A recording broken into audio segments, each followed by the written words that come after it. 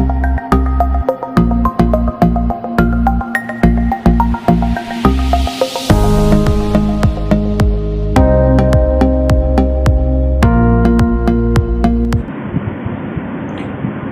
Guys, welcome to जय point. आज हम लोग जो डिस्कशन करने वाले हैं उसमें बेसिकली जो हम लोगों को डिस्कस करना है आज वो difference between amplitude modulation and frequency modulation.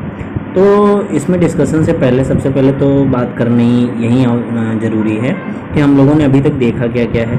तो हम लोगों ने एम्पलीट्यूड मॉड्यूलेशन पूरा देख लिया है और आपका फ्रीक्वेंसी मॉड्यूलेशन भी पूरा देख लिया है। यहाँ पे जो बात करनी बाकी थी, हमने कहा था एक थोड़ा सा कंपैरिजन सेशन रखा जाएगा जिसमें आपका एम्पलीट्यूड मॉड्यूलेशन और फ्रीक्वेंसी मॉड्यूलेशन दोनों रहेगा। ठीक है, तो उसी सेशन की आज हम बात करना चाह रहे हैं। तो यहाँ पे देखते हैं सबसे पहले डिफरेंस क्या क्या आपको देखने को मिल सकता, वो आपको देखने को यहाँ पे मिलने वाले हैं। तो सबसे पहला तो एम्पलीट्यूड मॉड्यूलेशन के बारे में आप लोगों ने सीखा है। क्या होता है भाई एम्पलीट्यूड मॉड्यूलेशन? एम्पलीट्यूड मॉड्यूलेशन आपको लिखा हुआ दिख रहा होगा कि amplitude of carrier is changes according to the modulating signal या मैसेज सिग्नल या बेसबैंड सिग्नल, जो भी आप नाम चाहें तो बोल सकते हैं। यानी यहाँ पे जो भी आपका एम्पलीट्यूड ऑफ एएम में बेसिकली अगर एम्पलीट्यूड मॉड्यूलेशन की बात करें तो उसमें एम्पलीट्यूड जो है वो कैरियर का एम्पलीट्यूड जो है वो मॉड्यूलेटिंग सिग्नल के अकॉर्डिंग चेंज होता है। While if you talk about the frequency modulation then the frequency of the carrier is changed according to the modulating signal। अभी रिसेंट में ही हम लोगों ने डिस्कशन किया है इसका, तो आपको पता है कि फ्रीक्वेंसी जो है इंस्टेंटेनियस फ्रीक्वेंसी वो मॉड्यूलेटिंग सिग्नल का फंक्शन होता है। अब यहाँ पे अगर हम बात करें दूसरे डिफरेंस की तो यहाँ पे क्या होगा, यानी जो आपका एम्पलीट्यूड मॉड्यूलेटेड सिग्नल था वो आपका क्या था, वो था SAM is equals to AC 2 cos FC 2 pi FC plus, आपको लिखा दिख रहा होगा। ये आपका जो फर्स्ट है वो आपका कैरियर है, होल ऑफ द कैरियर, क्योंकि आपको पता है एएम में दो साइड बैंड के साथ कैरियर भी अवेलेबल रहता है। तो यहाँ पे आपने कैरियर देखा, ये अपर साइड बैंड है and then lower side band, यानी FC plus FM is the upper side band and FC minus FM is the lower side band. While if you talk about the FM यानी frequency modulated wave की बात करें तो यहाँ पे आपको दिख रहा होगा कि AC cos 2 पाई FCT प्लस 2 पाई KF और integration of dot dot dot जो भी है। यहाँ पे आपको दिख रहा है कि यानी फ्रीक्वेंसी मॉड्यूलेटेड वेव में जो आपका एम्पलीट्यूड है वो कांस्टेंट है। यहाँ पे जो साइड बैंड्स हैं यानी अपर साइड बैंड और lower side band, upper side band relate to FC plus FM and lower side band relate to FC minus FM। तो यहाँ पे इन दोनों का एम्पलीट्यूड जो है वो डिफरेंट है। मीन्स टू से कैरियर का एम्पलीट्यूड AC है बट आपका साइड बैंड्स का जो एम्पलीट्यूड है वो MAC/2 है। तो यहाँ पे जो है तो एम्पलीट्यूड मॉड्यूलेशन हो रहा था तो यहाँ पे एम्पलीट्यूड डिफर कर गया है। जबकि अगर यहाँ पे मैं बात करूँ फ्रीक्वेंसी मॉड्यूलेटेड वेव की तो यहाँ पे कैरी जो FM है यानी फ्रीक्वेंसी मॉड्यूलेटेड वेव है उसका एम्पलीट्यूड आपका कैरियर वेव के एम्पलीट्यूड के ही बराबर है। ठीक है, जबकि आपकी फ्रीक्वेंसी वेरी कर रही है। नेक्स्ट पॉइंट पे अगर हम बात करें तो स्पेक्ट्रम यानी एएम का स्पेक्ट्रम जो है उसमें फ्रीक्वेंसी के फाइनाइट कंपोनेंट्स ही होते हैं। अपर साइड बैंड होगी, लोअर साइड बैंड होगा और उसके साथ साथ आपका कैरियर होगा, कैरियर फ्रीक्वेंसी होगी। बट अगर हम फ्रीक्वेंसी मॉड्यूलेशन की बात करें तो इसमें मैंने आपसे डिस्कस किया था, यहाँ पे फ्रीक्वेंसी स्पेक्ट्रम जो है वो ड्रॉ किया जाता था। तो यहाँ पे फ्रीक्वेंसी स्पेक्ट्रम ड्रॉ किया जाता था with the help of Bessel's function. तो मैंने बताया था यहाँ पे इनफाइनाइट कंपोनेंट्स मिलते हैं आपके फ्रीक्वेंसी के। तो इसकी आइडियली अगर बैंडविड्थ की बात की जाए तो कितनी होती है, इनफाइनाइट होती है। जबकि अगर एम्पलीट्यूड मॉड्यूलेशन में बैंडविड्थ की बात करें तो जो आपका मैक्सिमम कंपोनेंट ऑफ फ्रीक्वेंसी होगा उसका ट्वाइस होता है। यानी जो एएम में अगर हम बात करें बैंडविड्थ की तो वो काफ़ी लेस होती है in comparison to frequency modulation. Okay, now अब बैंडविड्थ निकालेंगे कैसे? तो यहाँ पे एएम में जो बैंडविड्थ है आपकी वो ट्वाइस ऑफ, अभी मैंने डिस्कस किया, twice of maximum component of frequency रहेगा। जो भी मैक्सिमम फ्रीक्वेंसी रहेगी उसका ट्वाइस टाइम्स ऑफ बैंडविड्थ रहेगी। तो यहाँ पे bandwidth in comparison to FM काफ़ी लेस रहती है, लेस बैंडविड्थ रिक्वायर्ड रहती है। लेकिन अगर हम एफएम की बात करें तो यहाँ पे जो बैंडविड्थ का कैलकुलेशन कार्सन रूल से किया जाता है। ठीक है, और उनके अकॉर्डिंग, कर्सन्स के अकॉर्डिंग क्या है, आपकी बैंडविड्थ जो है वो twice of delta F plus F M है। डेल्टा एफ क्या है, आपका फ्रीक्वेंसी डेविएशन है, and F M is the frequency of modulating signal. Okay, अच्छा नेक्स्ट पॉइंट जो है आपका मॉड्यूलेशन इंडेक्स है, यानी आपका मॉड्यूलेशन इंडेक्स में क्या डिफरेंट रहता है दोनों में। तो यहाँ पे एएम में आपका मॉड्यूलेशन इंडेक्स जो है वो E max minus E min by E max plus E min, यानी आपका मैक्सिमम एम्पलीट्यूड का डिफरेंस अपॉन में sum of maximum and minimum amplitude. ठीक है, तो ये आपका मॉड्यूलेशन इंडेक्स डिफाइन किया जाता है किसमें, आपका एएम में। वाइल अगर हम बात करें फ्रीक्वेंसी मॉड्यूलेशन में, तो यहाँ पे भी डिस्कशन हो चुका है। यहाँ पे जो मॉड्यूलेशन इंडेक्स निकलता है वो delta F upon F M निकलता है, यानी delta F frequency deviation and F M is modulating signal frequency. Delta F की वैल्यू आपको पता है क्या होगी, K F into A M divided by F M.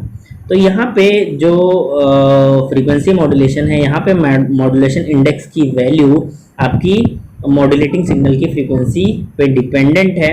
अगर फ्रीक्वेंसी काफ़ी हाई जो अगर आपका कैरियर यानी मॉड्यूलेटिंग सिग्नल है उसकी फ्रीक्वेंसी लो है, तो मॉड्यूलेशन इंडेक्स को आप काफ़ी बढ़ा सकते हो with respect of delta F.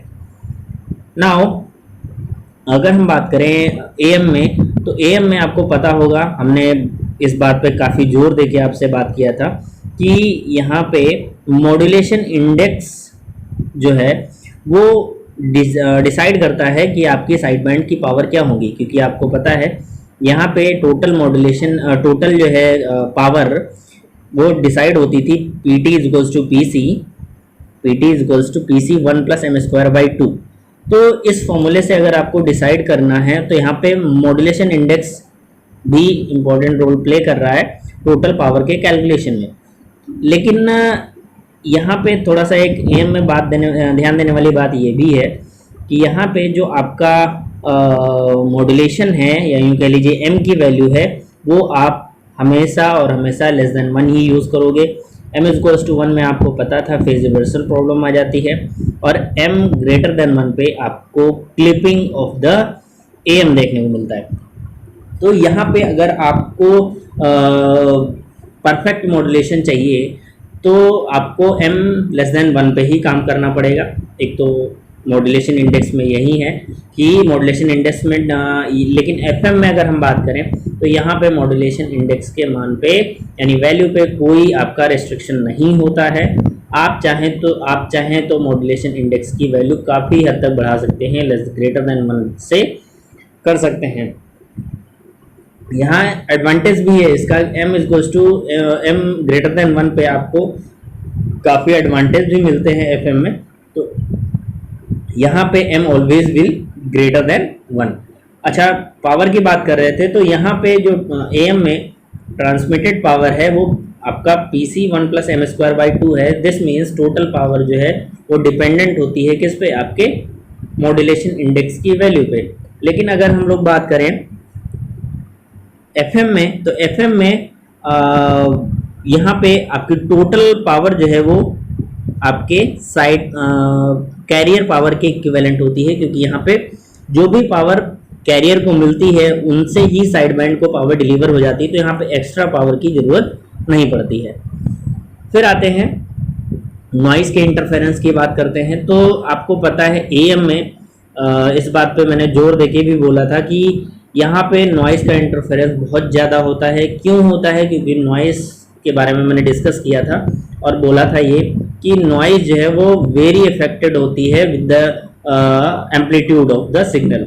यानी एम्पलीट्यूड जहाँ पे वेरी कर रहा है वहाँ पे सिग्नल में नॉइज़ बहुत जल्दी ऐड होगी और उसको डिस्टर्ब कर देगी। अगर इन्फॉर्मेशन आपकी एम्पलीट्यूड में है तो आपका सिग्नल जो है बहुत जल्दी ख़राब हो सकता है। लेकिन चूँकि यहाँ पे अगर हम FM में बात करें तो हमारी इन्फॉर्मेशन जो है एम्पलीट्यूड में ना होकर के फ्रीक्वेंसी में होती है, तो यहाँ भी नो डाउट नॉइज़ जो है इंटरफेरेंस होता है, लेकिन वो एम्पलीट्यूड को जो है चेंज करता है। तो यहाँ पे इन्फॉर्मेशन हमारी फ्रीक्वेंसी में, तो हमारी फ्रीक्वेंसी जो इन्फॉर्मेशन है वो वस्ट नहीं होती, वो आपके काम चलाने लायक या यूँ कह लीजिए आपकी उसकी क्वालिटी पुअर नहीं रहती है। दूसरी बात, यहाँ पे एम्पलीट्यूड लिमिटर अब भाई इन्फॉर्मेशन आपकी कहाँ है, आपकी इन्फॉर्मेशन तो आपके एम्पलीट्यूड में है ना सिग्नल के। अगर हम एएम की बात करें तो वहाँ पे अगर हम एम्पलीट्यूड लिमिटर सर्किट, देखिए ये होता क्या है, जो कि एम्पलीट्यूड में वेरिएशंस को लिमिट करता है, ठीक है। तो एम्पलीट्यूड लिमिटर अगर हम एएम में लगाएंगे तो हमारी इन्फॉर्मेशन भी गायब हो सकती है। इस वजह से हम लोग यहाँ पे एम्पलीट्यूड लिमिटर यूज़ नहीं कर सकते हैं। जबकि अगर हम बात करें एफएम में तो वहाँ इन्फॉर्मेशन आपके फ्रीक्वेंसी में है, तो वहाँ पे एम्पलीट्यूड लिमिटर हम बेशक बहुत आसानी से यूज़ कर सकते हैं। आगे अगर हम बात करें तो देखते हैं यूज़ कहाँ किस रेंज में करते हैं। तो जो आपका एएम है उसकी ट्रांसमिशन रेंज जो है वो मेगा एमएफ यानी आपका मेगाहर्ट्ज फ्रीक्वेंसी में है, एंड हायर फ्रीक्वेंसी है, ये कह लीजिए मीडियम फ्रीक्वेंसी लेवल है, और हायर फ्रीक्वेंसी लेवल रेंज में हम लोग यूज़ करते हैं किसको, एएम को। लेकिन इसी वजह से ये फ्रीक्वेंसी इतनी लोअर है, इसी वजह से यहाँ पे नॉइस इंटरफेरेंस काफ़ी रहता है। जबकि हम लोग एफएम को बात करें तो एफएम जो है हमारा वेरी हाई फ्रीक्वेंसी और अल्ट्रा हाई फ्रीक्वेंसी पे हम लोग इसको यूज़ करते हैं, तो यहाँ पे काफ़ी हद तक इसमें नॉइस इंटरफेरेंस नहीं रहता है। तो अच्छा, और यहाँ पे एएम में हम लोगों ने डीएसबी-एससी देखा था। हालांकि यहाँ पे कैरियर में पावर जो एक सोल्यूशन हम लोगों का निकल गया था कि कैरियर में जो पावर डिस्ट्रीब्यूट हो रही है एक्स्ट्रा अवॉइड हो रही है, यानी 67.5% आपकी 2/3 पावर लॉस हो रही है थी, तो वो पावर को हम रिड्यूस कर सकते थे with the help of suppress carrier. यानी तो वहीं से हम लोगों ने सीखा था डीएसबी-एससी यानी double sideband suppress carrier, SSB SC, and फिर वेस्टेजियल साइडबैंड वेस्टेजियल मॉड्यूलेशन। तो ये सब जो हैं वो एडवांटेज हैं, डे बाय डे जो है एडवांटेजेस या यूँ कह लीजिए मॉडिफिकेशंस होते रहे। और फाइनली तो क्वेश्चन यही अराइज होता है कि जो है यहाँ पे इनका यूज़ कहाँ करते हैं, ठीक है। तो इनका यूज़ आप जो एएम है, जो टीवी ट्रांसमिशन है, तो उसमें दो ट्रांसमिशन करने पड़ते हैं, एक ऑडियो और दूसरा वीडियो। तो जो ऑडियो ट्रांसमिशन है उसके लिए बेस्ट जो ट्रांसमिशन रहता है वो आपका रहता है फ्रीक्वेंसी मॉड्यूलेशन, ठीक है। यानी जब भी वॉइस सिग्नल को ट्रांसमिट करना होता है तो उसमें हम लोग मॉड्यूलेशन करते हैं फ्रीक्वेंसी मॉड्यूलेशन। लेकिन अगर आपका वीडियो सिग्नल है तो उसमें हम लोग यूज़ कर सकते हैं किसको, एम्पलीट्यूड मॉड्यूलेशन को। और भी जगह बहुत सारी जगह यूज़ होता है amplitude modulation, no doubt, but ये बहुत शॉर्ट कम्युनिकेशन के लिए हम लोग एम्पलीट्यूड मॉड्यूलेशन को यूज़ कर सकते हैं, बहुत हाई रेंज कम्युनिकेशन के लिए इसको यूज़ नहीं करते हैं। तो फिलहाल तो इस सेशन को यहीं पे वाइंड अप करते हैं, और अगले जो हमारा वीडियो होगा उसमें हम लोग फेज़ मॉड्यूलेशन का डिस्कशन करेंगे। ज़्यादा लेंथी टॉपिक नहीं है, और फेज़ मॉड्यूलेशन को वाइंड अप करके हम लोग डीमॉड्यूलेशन और इनके सर्किट्स पे बात करने वाले हैं। तो मिलते हैं नेक्स्ट वीडियो में, तब तक के लिए नमस्कार।